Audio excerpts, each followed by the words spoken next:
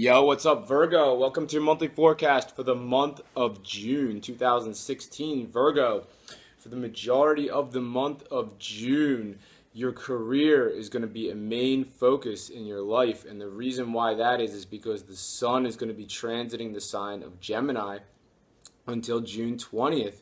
And Gemini is your 10th house. The 10th house has to do primarily with your career and your professional situation. So up until June 20th, you're going to be really busy when it comes to your career.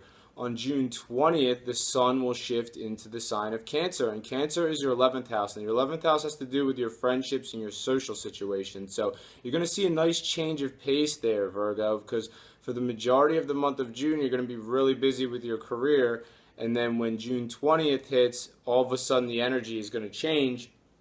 The sun's going to move into Cancer, your 11th house of friendships and your social situation. And you can, Virgo, then you can just put the career thing off to the side a little bit and then just focus on having some fun with your friends. So those are the primary themes for the month of June 2016 for you, Virgo. Now I'm going to talk about some more specific major astrological events that are set to occur this month and what they mean for you. Right off the bat on June 4th, there's a new moon in the sign of Gemini. So once again, Gemini being your 10th house, and your 10th house has to do with your career situation. So what does this suggest? It suggests new things coming down the pike for you, Virgo, in the next 6 months regarding your career. So like I say every single time, these new moons are like a trigger, and they set off all these new events after the date that occurs. This one occurs on June 4th. All these new events are going to start developing regarding your career situation after June 4th for the next 6 months of your life. And this could mean maybe a new career coming down the pike, or if you enjoy the career that you're in, there's just going to be a lot of new things that are building in your existing career. On June 6th, the sun is in Gemini, this 10th house area that has to do with your career situation, and it's actually making what's called a conjunction with Venus, the planet of love and romance, also in Gemini, this 10th house of your professional situation. So they're actually aligning in the same area. And this is a really positive influence because the sun is illuminating Venus. And Venus, like I said, it's the planet of beauty. So, I mean, this could even suggest it's the planet of beauty and romance. I mean, this could suggest, I mean, if you're a single Virgo, maybe there's somebody in your workplace that all of a sudden now the sun is illuminating this romantic situation between maybe you and someone that you're attracted to in your workplace. Maybe you're already coupled up, and maybe this person even works with you already. If it doesn't have to do with love, then it just could be that you're really feeling the love when it comes to your professional life, because wherever Venus goes, it really brings the love. And on June 6th, it's in that professional area for you. So you could really be feeling the love at work. Like, everything will be running smoothly in your career situation on June 6th. On June 9th, Mercury, the planet of communication, is in Taurus, and it's making an opposition to Mars, the power planet, in Scorpio. And Mercury being in Taurus, Taurus is your 9th house that has to do with faraway travel. It has to do with people who are from far away, and it also has to do with spirituality, and it's making an opposition to Mars, which is in Scorpio, and Scorpio is that area that has to do with the communications in your life.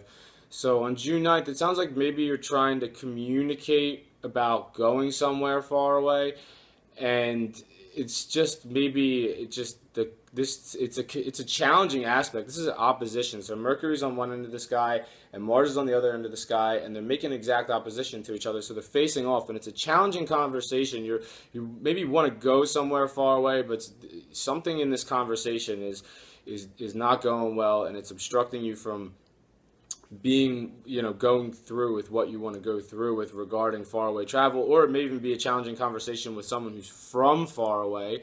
Or it could be regarding spirituality, because the 9th house has to do with spirituality too. And it doesn't necessarily have to be organized religion like maybe it is, but maybe it could be about, an alternative subject like astrology, for example. On June 12th, Venus, the planet of love, once again in that 10th house area for you, Gemini, your professional situation, is making a positive angle to Uranus, the planet of the unexpected, and that is in Uranus is in Aries, and Aries is your 8th house that has to do with your shared finances, has to do with your shared resources, and even has to do with your sex life. So, if there is an attraction at work, June 12th seems like a day where something very positive between you and whoever your romantic interest is going to happen, because you have Venus, the planet of love, in your professional situation, and then you have Uranus, which is the planet of the unexpected in this area that has to do with your sex life. So, I mean, things could heat up a lot between you and someone you work with on June 12th. If that's not the case, once again, this just could be a great day for your career. I mean, Venus in your professional area is really bringing the love to your professional situation, and it's making this positive angle to Uranus, which is the planet of the unexpected. And it's your Aries for you is the eighth house, and that also has to do with shared resources and partnerships. It even has to do with business negotiations and contracts. So it just could be a great day for business and professional matters on June 12th for you, Virgo. So remember that date. That's a pretty important one. On June 13th, Neptune, the planet of dreams, begins its retrograde cycle, and everybody knows the retrograde is the planet's going backwards.